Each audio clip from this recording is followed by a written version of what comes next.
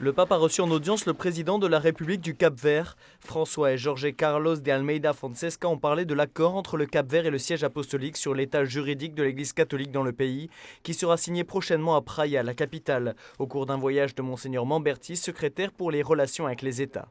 Dans ce contexte, ils n'ont pas manqué de faire référence à l'identité culturelle et religieuse de la population capverdienne, laquelle est chrétienne quasiment dans son intégralité, ainsi que le rôle important que l'Église catholique a joué et joue encore dans le pays à travers ses institutions éducatives et sanitaires.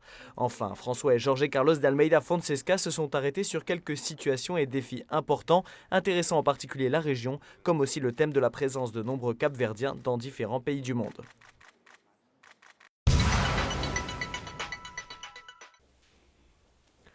L'hypocrisie, c'est le langage des corrompus.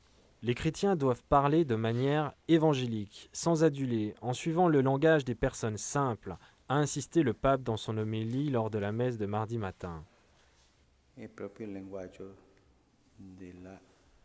Le propre du langage de la corruption, c'est l'hypocrisie. Quand Jésus parle à ses disciples, il dit que votre parole soit oui, oui, non, non.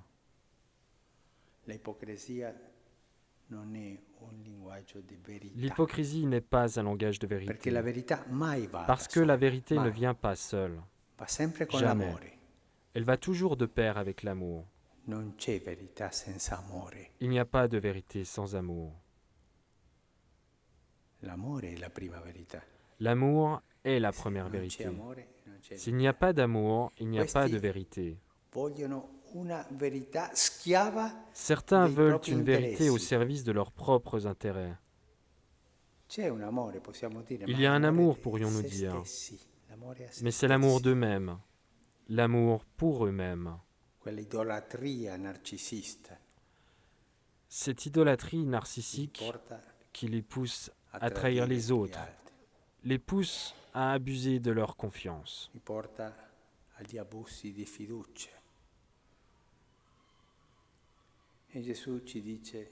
Jésus nous dit que votre parole soit oui, oui, non, non. Parole de vérité et parole d'amour. Et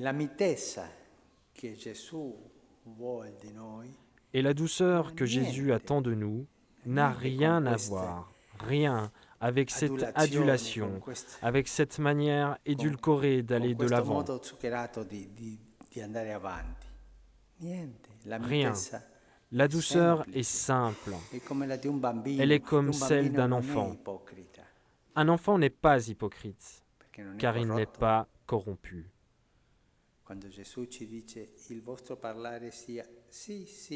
Quand Jésus nous dit que votre parole soit oui, oui, non, non, avec une âme d'enfant, il dit le contraire du langage de ceux-là.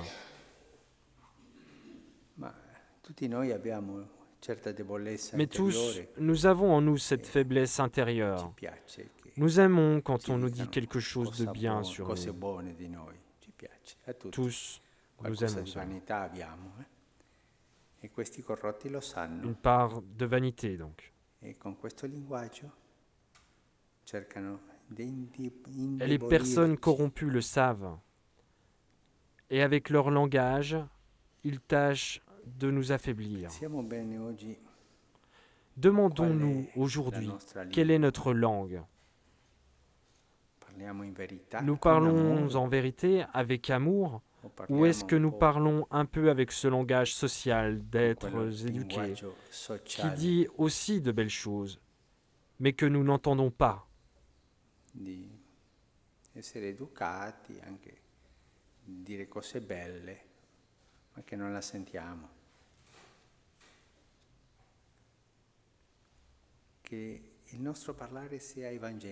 Que notre parole soit évangélique, mes frères.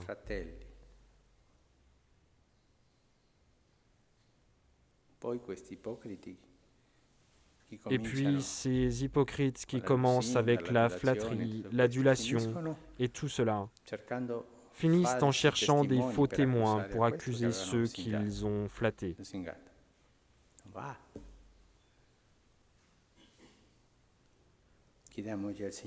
Demandons aujourd'hui au Seigneur que notre parole soit la parole des simples, de parler comme un enfant, de parler comme les fils de Dieu, de parler en vérité avec l'amour, qu'il en soit ainsi. Paix pour la Syrie, paix pour tout le Moyen-Orient, a martelé le pape François en parlant mercredi aux ONG catholiques qui œuvrent dans cette région, réunies au Vatican sous le patronage du Conseil pontifical Coronum. Le pape François a pris acte des intentions de la communauté internationale de promouvoir un dialogue pour la paix. Je demande, a-t-il ajouté, de promouvoir l'aide humanitaire pour les réfugiés syriens, en visant en premier lieu le bien de la personne et au respect de leur dignité, quelle que soit leur appartenance ethnique ou religieuse. Le Saint-Siège, a ajouté le pape, souhaite à la Syrie un avenir de paix, dans lequel tous pourront vivre librement et s'exprimer dans leurs propres particularités. Et il faut également un engagement unanime pour soutenir le christianisme dans tout le Moyen-Orient, cette région où il est né. Non à la culture du déchet, au gaspillage des personnes et des biens, oui à une culture de la solidarité, de la rencontre, du respect de la création et de chaque personne, a répété avec force le pape François au cours de l'audience générale de mercredi matin devant 80 000 fidèles réunis sur la place Saint-Pierre à propos de la Journée mondiale pour l'environnement. Il a expliqué que, guidés par l'orgueil de la spéculation, nous ne préservons pas la terre. Nous ne la considérons pas comme un don gratuit dont nous devons prendre soin. Nous n'y lisons pas l'amour de Dieu pour l'homme, parce que nous vivons dans un mode horizontal et nous nous éloignons de Dieu. Et nous ne savons pas non plus préserver la personne humaine qui est en danger et l'écologie humaine qui est strictement liée à l'environnement. Elles sont supérieures à l'économie et à la finance qui sont dépourvues d'éthique. Ce que je condamne aujourd'hui, ce n'est pas l'homme, c'est l'argent, a-t-il ajouté en parlant sans ses notes. Si on casse un ordinateur, c'est une tragédie. Mais la pauvreté, les besoins, les drames de tant de personnes finissent par entrer dans la normalité. Si par exemple, une nuit d'hiver, ici, place Ottaviano, une personne meurt, cela n'est pas une information importante. Si, dans telle partie du monde, il y a des enfants qui n'ont pas à manger, cela semblera normal. Mais si on perd 10 points à la bourse, c'est une tragédie. Ce n'est pas acceptable. Ainsi, des personnes sont écartées. Nous, les personnes, nous sommes mis à l'écart, comme si nous étions des déchets. Dans la culture du déchet, a expliqué le pape François, la vie humaine, la personne n'est plus perçue comme la valeur première à respecter et à protéger, surtout si elle est pauvre ou handicapée, si elle ne nous sert pas encore, comme le nouveau-né, ou ne nous sert plus comme une personne âgée. Cette culture du jetable, a ajouté le pape, nous a rendus insensibles également aux gaspillages alimentaires, qui sont encore plus condamnables quand dans tous les lieux du monde, beaucoup de personnes souffrent de la faim et de la malnutrition. Quand la nourriture est partagée de manière équitable, avec solidarité, a conclu le pape, personne n'est privé du nécessaire et chaque communauté peut subvenir aux besoins des plus pauvres. Le ministère auquel vous vous préparez vous demande de sortir de vous-même, une distance de soi qui peut être atteinte uniquement à travers un intense chemin spirituel, a dit le pape François dans son discours aux prêtres de l'Académie pontificale ecclésiastique, l'institution qui prépare les futurs nonces. Le pape François a souligné l'importance de la liberté intérieure, de la distance face aux ambitions et objectifs personnels, et de mettre toujours au premier plan le sens de la franche et fidèle appartenance ecclésiale. Il a cité comme exemple la profonde spiritualité du bienheureux Jean XXIII, pendant les années dans lesquelles il exerçait ce travail de représentation pontificale. Le pape François a eu ces paroles de considération également pour les religieuses qui exercent leur service au sein de l'Académie pontificale ecclésiastique. L'école est un des milieux éducatifs dans lequel on grandit pour apprendre à vivre, pour devenir des hommes et des femmes matures capables de marcher, de cheminer sur la route de la vie, a insisté le pape François dans son discours aux familles, aux professeurs, aux élèves des écoles jésuites d'Italie et d'Albanie, venus nombreux et enthousiastes. Les caractéristiques importantes, a dit le pape, selon l'esprit de saint Ignace, sont la liberté intérieure, fondée sur la spiritualité, et la magnanimité, par laquelle on peut construire des idéaux, penser aux autres, répondre par le bien et suivre la route tracée par Dieu. Aux jésuites, le pape François a dit que les écoles sont un instrument précieux permettant de donner un apport au chemin de l'Église et à la société entière. Et il a exhorté à chercher des nouvelles formes d'éducation non conventionnelles selon les nécessités des lieux, des temps et des personnes.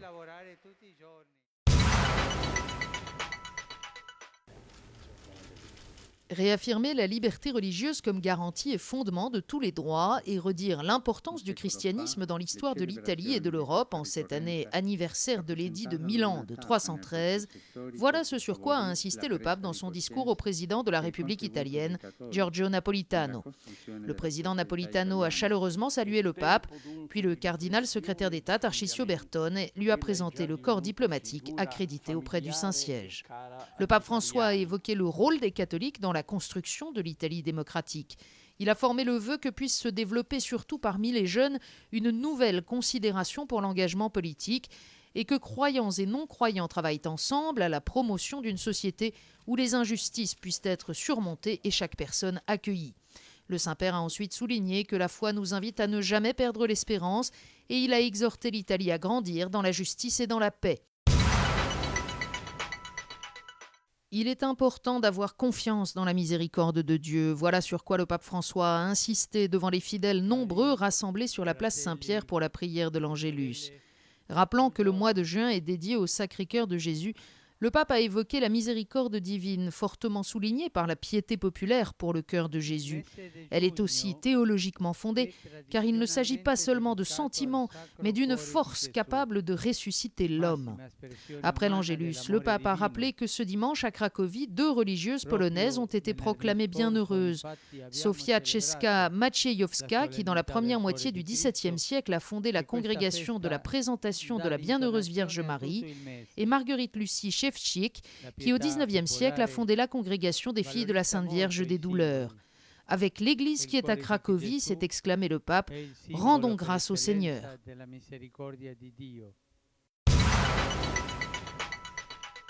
Bonjour, voici 3 mois que le pape François a été élu et au fil des semaines, nous avons appris à connaître ce pape venu du bout du monde, comme il l'a dit lui-même, ainsi que ses principales préoccupations. C'est ainsi que vendredi dernier, il est intervenu devant quelques 9000 élèves et professeurs, essentiellement des écoles jésuites d'Italie et d'Albanie, lors d'une rencontre en toute simplicité au Vatican. Le pape François devait prononcer un discours qu'il a presque aussitôt remis dans sa poche devant une salle surchauffée. Son discours en main ainsi, il a dit « J'ai préparé cela, mais il y a 5 pages, c'est un peu ennuyeux. » Alors bien, ce que je vous propose, c'est que si vous êtes d'accord, je vais vous faire un petit résumé et je répondrai ensuite à vos questions. Alors salué par des applaudissements nourris, cette simplicité n'a pas empêché des propos sans ambiguïté sur l'état du monde. Une nouvelle fois, au cours d'un dialogue exceptionnel avec les jeunes, le pape François donc fustigé les richesses, l'esprit de vanité. Il a expliqué que la crise actuelle était une véritable crise de la valeur de la personne humaine et puis il a dénoncé les structures économiques injustes qui rendent les hommes esclaves.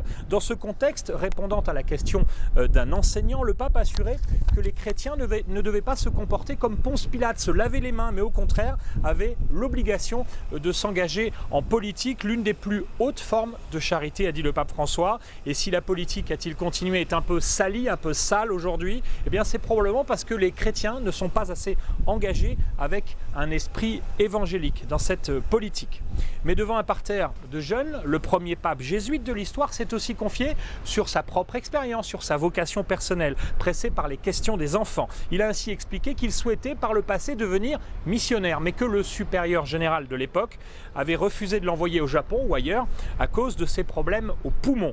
Il a également assuré que s'il avait choisi de demeurer à la résidence Sainte-Marthe désormais au cœur du Vatican plutôt que de résider dans les appartements pontificaux, eh bien c'était pour ne pas se sentir isolé. Ce n'est pas tant que ces appartements soient luxueux, a-t-il dit, mais c'est bien pour des raisons psychiatriques, j'ai besoin de vivre au milieu des gens. Le pape a surtout redit son encouragement à sortir pour aller annoncer Jésus-Christ et aux jeunes en particulier. Il a fait cette recommandation que l'on a déjà entendue à plusieurs reprises depuis le début de ce pontificat. Ne vous laissez pas voler votre espérance. Je vous dis à la semaine prochaine.